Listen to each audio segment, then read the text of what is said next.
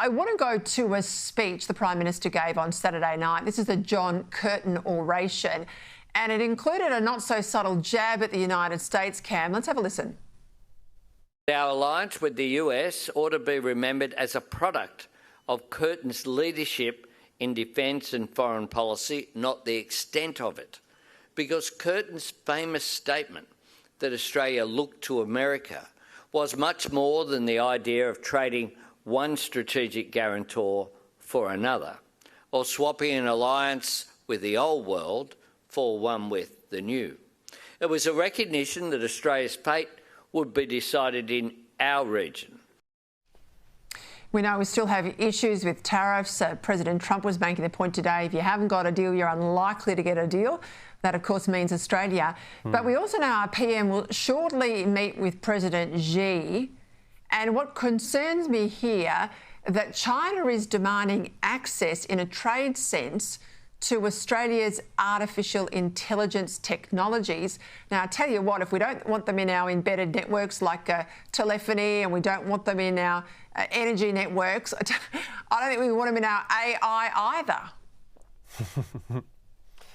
I might know, Peter, that could potentially be more of an offer rather than looking to get what they can out of us. I mean, China is leaps and bounds ahead of Australia when it comes to developing artificial technology. And we've seen this sort of race between the two big companies in the world. You've got Tencent in China and also the ChatGPT crew in the United States. So potentially that is more of a carrot dangling than anything, an offer for Australia to get more involved in some of the programs that are being developed in China. That will certainly be on the table when the Prime Minister meets with President Xi later in the week.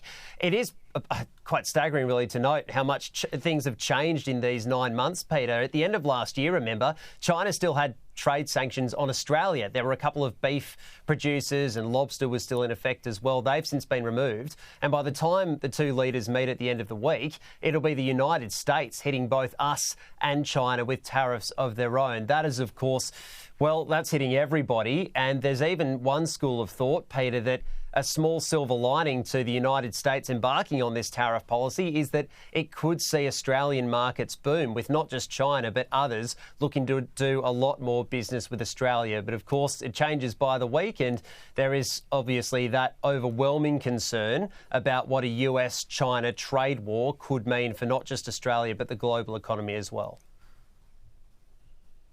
Well, you are generally the upside guy and I'm the downside girl when it comes to China and technology, because I tell you what, Cam, I've been to China 10 or so times.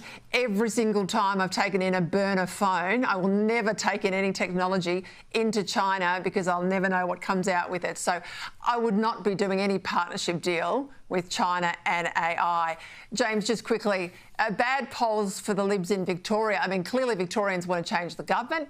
That's what these polls today say. Labor's on the nose. But they haven't come across to the Liberals, although in one of the polls, the opposition leader is the preferred Premier. Now, we saw with the case of Peter Dutton, he was ahead for many, many months in the polls, but didn't get there. Labor instead wins in a landslide. But to tell you what, Libs have got to stop fighting amongst themselves and get their act together.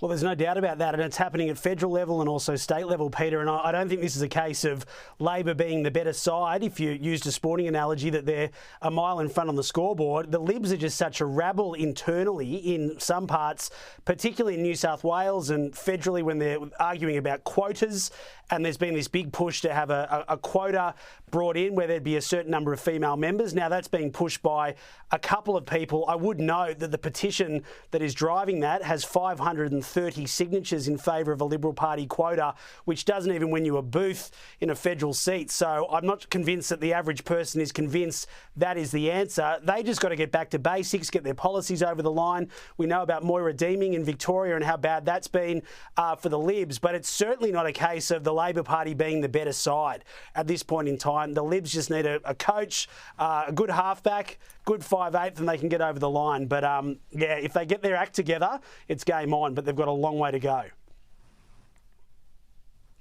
You're kind again too. I'd almost say they need a whole new football team, but we will leave it there, gents. Good to see you.